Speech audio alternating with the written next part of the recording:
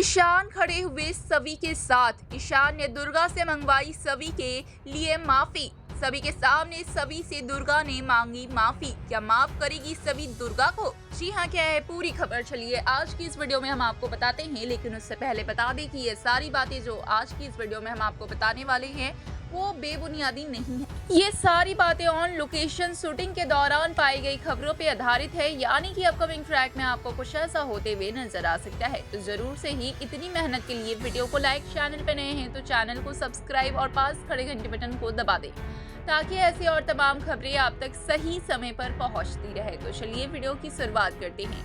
तो जैसा कि दोस्तों आप जैसा देख चुके हैं कि ईशान के सामने सारी सच्चाई आ चुकी है।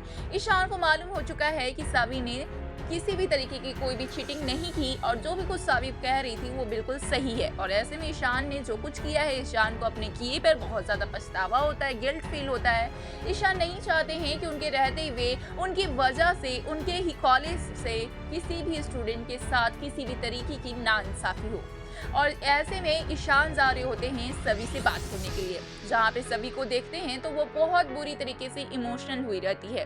कॉलेज कैंपस के पास अपने मम्मी पापा के सपनों को तोड़ते हुए नजर आती है, जहाँ पे वो कहती है कि आई बाबा, मैं आपके सपनों को नहीं पूरा कर पाई। मैं इस कॉलेज में क्या, मैं इस शहर में भी रहने के लायक नहीं हूँ। और सावी ये अपना फैसला बोलते हुए नजर आती है ईशान को कि वो ये शहर छोड़कर जा रही है। जिसके बाद ईशान ये फैसला लेते हैं कि अब कमेटी मेंबर्स की एक बार फिर से मीटिंग होगी और यहाँ पर सावी को लेकर कुछ फैसले लिए जाएंगे। जहाँ पे ईशान सावी को ये वादा देते हैं कि किसी भी तरीके से ईशान सावी को इंसाफ दिलाएंगे, उनके साथ हमेशा खड़े रहेंगे जब तक उनके आई बाबा का सपना पूरा नहीं हो जाता है। ईशान सावी को मोटिवेट करते हैं ताकि वो इस घर को, इस कॉलेज को और इस शहर को छोड़कर कभी ना जाए। उसके दिल में, उसके दिमाग में सपनों का जो घर बना है वो पूरी तरीके से पूरा हो सके।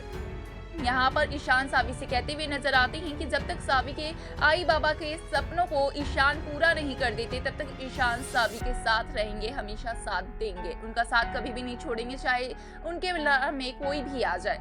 और ऐसे में जो ईशान है वो कमेटी मेंबर्स की मीटिंग रखवाते हैं, जहाँ पे ईशान सावी सभी होते हैं। और यहाँ पे ईशान सभी के सामने ये बताते हुए नजर आते हैं कि जो सावी है वो पूरी तरीके से बेगुनाह है। सावी जो कुछ भी कह रही थी वो सही है और गलती हमसे हुई है, हमारे कॉलेज से हुई है।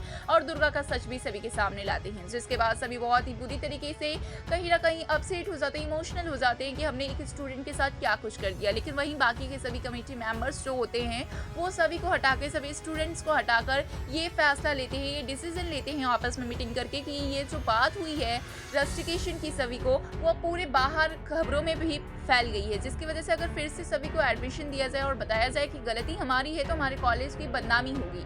और यहाँ पे ईशान जो हैं वो सबके खिलाफ हो जाते हैं और कहते हैं कि हमारे कॉलेज की बदनामी नहीं होगी अगर सभी को पता चलेगा कि हमारे कॉलेज से किसी मेंबर से कोई गलती हुई और फिर उन्होंने उसकी माफ़ी मांगी, फिर उस स्टूडेंट के भविष्य को सुधार लिया है। तो ऐसे में सभी कहीं ना कहीं ईशान की बातों से सहमत होते हैं और ऐसे में ईशान सावी को दिया हुआ वादा भी कहीं ना कहीं पूरा करते हैं, सभी को लेकर आते हैं। दुर्गा सभी के सामने सावी को माफ़ी मांगते हुए नजर आती है, सभी से माफ़ी मांगती है और माफ़ करने के लिए भी कहती है। साथ ही सभी के लिए बहुत सारा तारीफ करते हैं, तालियां बजाते हैं।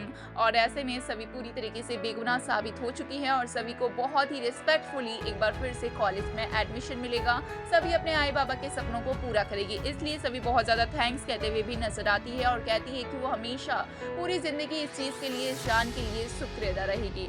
मतलब देखना होगा, काफ़ी इंटरेस्टिंग कि ईशान ने जैसा कि वादा दिया है सभी को कि वो हमेशा ईशान और सभी साथ रहेंगे, तो देखना होगा कि आखिरकार क्या वाकई ही ईशान इस वादे को निभाते हैं। क्या ईशान और सावी के बीच में यहीं से शुरू होती है एक नई कहानी, यानी वो प्रेम कहानी? कमेंट्स में बताएं अपनी राय।